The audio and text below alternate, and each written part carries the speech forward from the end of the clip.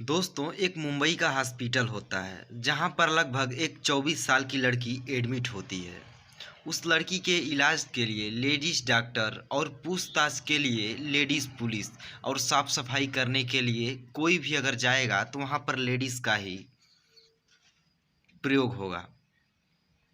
यानी कि उस कमरे के अंदर एंट्री है तो सिर्फ महिला की, लेडीज़ की। इसके अलावा कोई भी व्यक्ति पुरुष के नाम से ना तो वहाँ एंट्री होगी, ना ही पुरुष का नाम वहाँ लिया जाएगा। दरअसल वह लड़की पुरुष नाम से इतना भयभीत है, इतनी डरी हुई है कि नाम सामने आते ही लड़की की सांसें ज़ोर ज़ोर से चलने लगती हैं।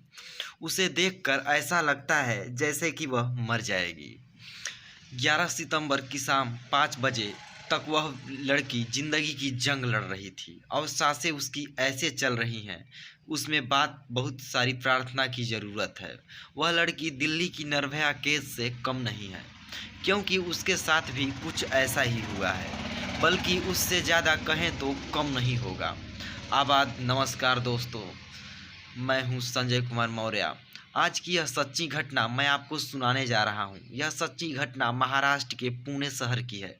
दरअसल यहां का एक थाना पड़ता है बनवाड़ी, और इसी थाने क्षेत्र में रहने वाली एक 14 साल की लड़की और उसके माता और उसके पिता की किसी नर्सरी में नौकरी काम करते हैं और पेड़ों पौधों की रखवाली करते हैं।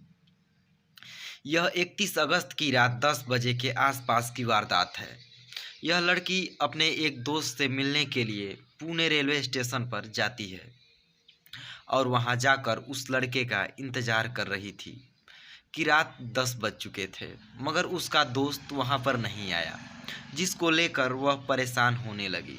अचानक ही उस लड़की पर एक ऑटो वालों की नज़र पड़ जाती है। जैसे ही ऑटो वाले की नज़र उस लड़की पर पड़ती है, ऑटो वाला जाकर उससे पूछता है कि तुम क्यों रो रही हो, आखिर तुम परेशान क्यों हो, क्या मैं तुम्हारी मदद कर सकता हूँ। तो वह लड़की बोलती है कि मुझे एक सहारे की ज़रूरत थी।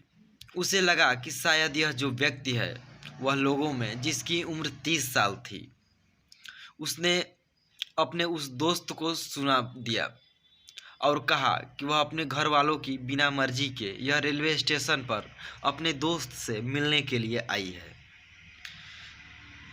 दोस्त यहाँ पर आया नहीं, इसलिए वह बहुत परेशान है।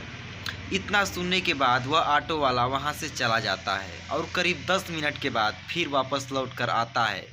उसने कहा कि जिसका तुम इंतज़ार कर रहे हो, मैं दर्शन को वह बाहर लड़का खड़ा हुआ है और वह यहाँ आना नहीं चाहता। वह शर्मिंदा है अपने किए पर कि उससे लेट हो गया है, इसलिए मेरे साथ चलो और मैं तुम्हें उससे मिला दूंगा। लड़की रो रही थी। काफ़ी देर से उसके पास न पीने के लिए पानी था, न खाने के लिए खाना।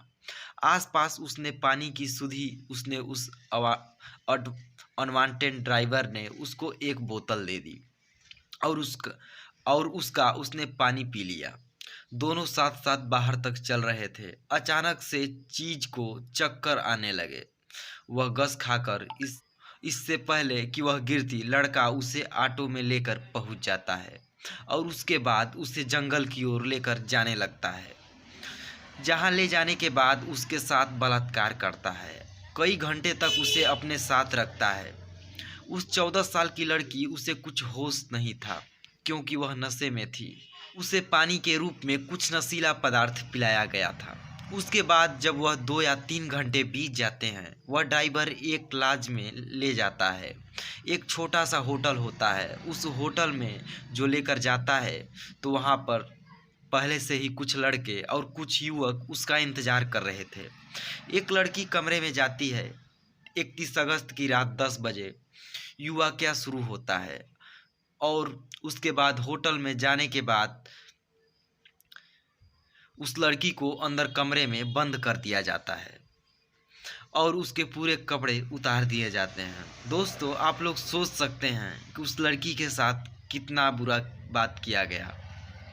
यानी कि उसके बदन पर एक भी कपड़ा नहीं रहता है। अब वह लड़की शर्म आ रही थी। शर्म में आ रही थी, परेशान है और उसके साथ पहले ही बलात्कार हो चुका है। धीरे धीरे उसे होश आता है, जब तक उसके साथ लगभग 12 लड़के बारी बारी से रैप कर चुके हुए थे। दिन निकल जाता है। दिन भर यही काम चलता रहता है। एक के बाद एक लड़का आता रहता है और यह सिलसिला लगातार चल रहा था। शाम हो जाती है, यानी कि इस कमरे के अंदर वह लड़की लगभग 24 घंटों तक रहती है और वह 12 बढ़कर 24 घंटे तक उसके साथ बलात्कार पर बलात्कार करते रहते हैं। वह भूख प्यास से तड़पती रहती है। वह कई बार कहती है कि मुझे खाने के लिए कुछ दे दो, मुझे पीने के लिए पानी दे दो, मगर कोई भी उसकी गुहार नहीं सुनता है, उसकी कोई भी पुकार नहीं सुनता है। उसकी चीख की आवाज़ भी उस कमरे के बाहर जा नहीं पा रही थी।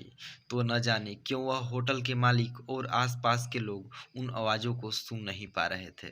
यह भी बताया जा रहा था कि उस लड़की को बार बार इंजेक्शन दिया जा रहा था। नस्ली आधारित थी, जिससे क्या वह शोर न मचा सके। इस बीच उस लड़की ने बार बार रिक्वेस्ट की, माफ़ी मांग रही थी कि उसे बचाने की गुहार लगा रही थी।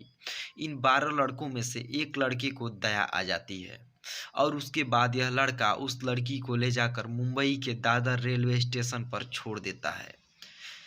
अब यह आरोपी के बारे में यह फरार हो चुके थे। इन्होंने सोचा कि शायद वह लड़की चली जाएगी। दादर रेलवे स्टेशन पर जाने के बाद वहां 2 सफाई कर्मचारी मिलते हैं और 2 सफाई कर्मचारी उस लड़की की हालत को देखने के बाद उसके साथ बलात्कार करते हैं।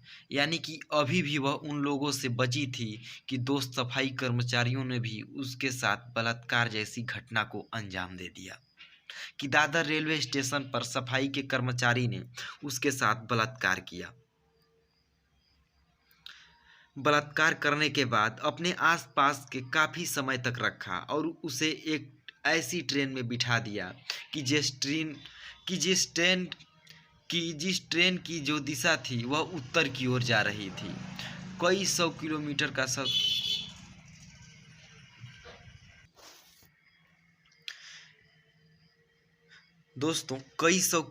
का सफ़र तय करते करते लड़की चंडीगढ़ पहुंच जाती है। एक कोने में डरी हुई सैंडविच बैठी रहती है।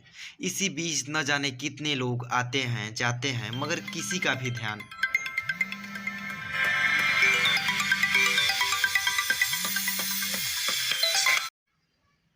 न जाने कितने लोग आते हैं जाते हैं, मगर किसी भी व्यक्ति की नज़र उस लड़की पर नहीं पड़ती है। वह बहुत ही परेशान थी।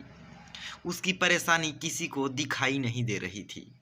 यह भी किसी ने जानने की कोशिश नहीं की कि 48 घंटे से ज़्यादा उसके साथ 12 अलग अलग लोगों ने 2 सफाई कर्मचारियों ने बलात्कार किया था। उसके साथ इतनी दरिंदगी हुई थी, न जाने क्यों किसी की उस पर नज़र ही नहीं जा रही थी। जैसे ही ट्रेन चंडीगढ़ जाकर रुकती है, वह एक जीआरपी पुलिसकर्मी उधर से निकल रहा था। अचानक उस लड़की को देखकर पल भर में समझ जाता है कि कुछ तो गड़बड़ है इसके साथ। वह उस लड़की से कहता है कि तुम परेशान हो, मैं तुम्हारी मदद कर सकता हूँ। मगर लड़की पुरुष जाति के नाम से ही डरी हुई घबराई थी, क्योंकि वर्दी में भी तो एक पुरुष ही था। उसे लग रहा था कि हो न हो यह भी उसे ले जाकर उसके साथ वही काम करेगा।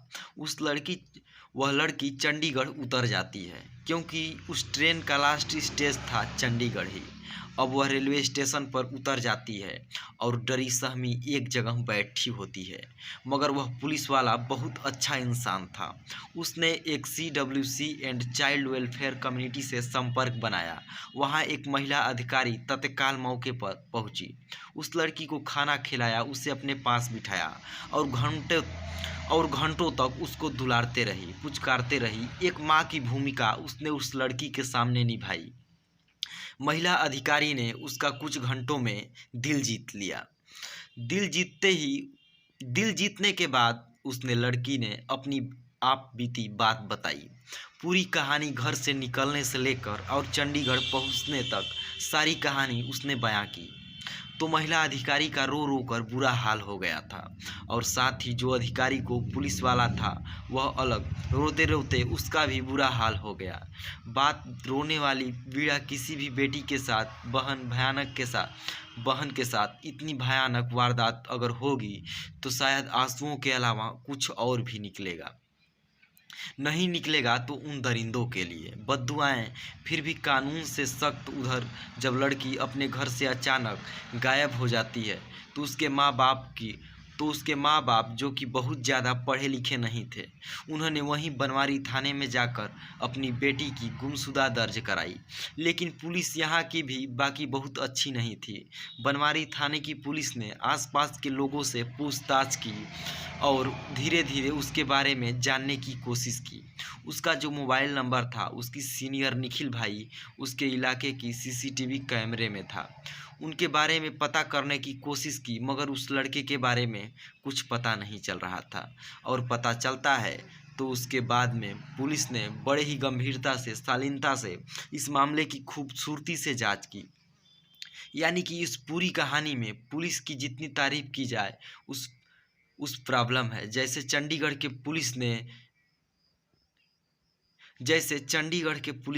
पुलिस से कांटेक्ट करती है तो उसके बाद यहाँ से उस लड़की को हवाई जहाज़ के माध्यम से मुंबई लाया जाता है और मुंबई जाने के बाद उसको हॉस्पिटल में एडमिट कराया जाता है।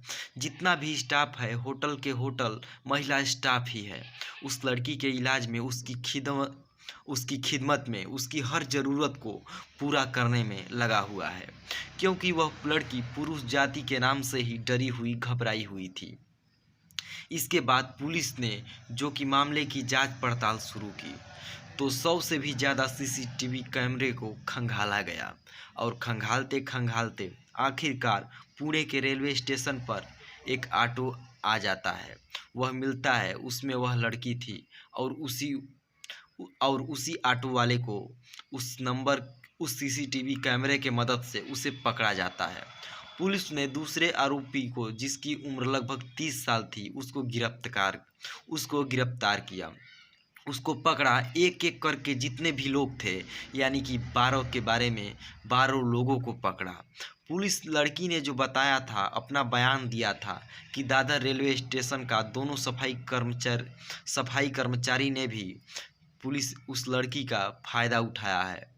तो फिलहाल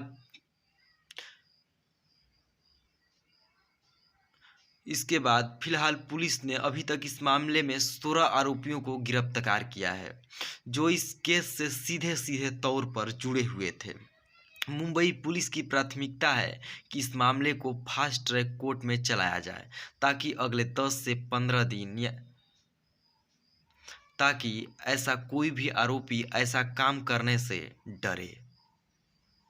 और जितने भी धर्म हैं, जितने भी आरोपी हैं, सबको फांसी की सज़ा कम से कम तो होनी ही चाहिए। मैं सैल्यूट करता हूँ ऐसे पुलिसकर्मी वालों को, ऐसे सैनिकों को जिन्होंने ऐसी घटना में इन लोगों का मदद किया है। तो दोस्तों, आप लोग भी जहाँ भी रहें सुरक्षित रहें, सलामत रहें और ऐसा कांड अगर किसी के साथ हो तो आप लोग उसका ज़रूर मदद करें। किसी भी व्यक्ति का, उसकी मजबूरियों का कभी फ़ायदा ना उठाएं। हो सकता है आप भी कभी वैसे मजबूरी में फंस जाएं। तो दोस्तों, ये कहानी कैसी लगी कमेंट बॉक्स में ज़रूर बताएं। तो चलिए मिलते हैं किसी और कहानी में।